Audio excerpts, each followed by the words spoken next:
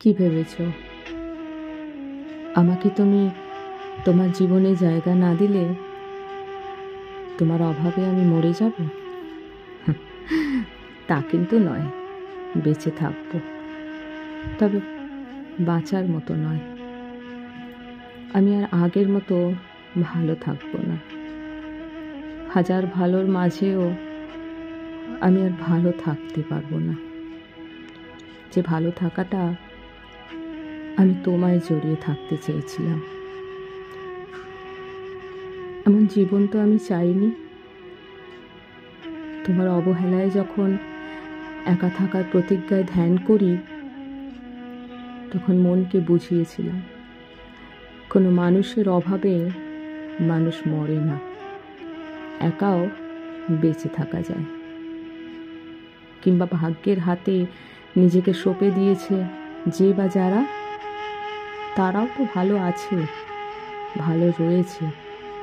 তবে এই যুদ্ধে আমি হেরে যাব সেটা বুঝিনি। দুঃসময় বলো, কিংবা ভালোবাসা, অথবা ভাগ্যের লিখন, আমি যে তোমায় ভালোবেসে হেরে গেছি। বলো, কিভাবে বাঁচবো আমি তোমায় ছাড়া?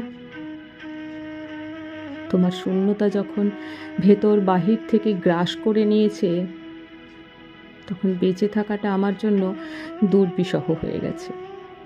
অতঃপর বুঝি মানুষের অভাবেই মানুষ মরে যায়। হঠাৎ করেই জীবনটা থেমে যায়।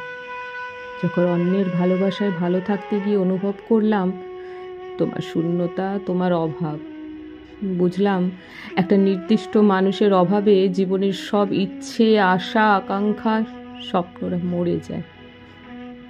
অন্তর জুড়ে থাকে শুধু এক রাস শূন্যতা।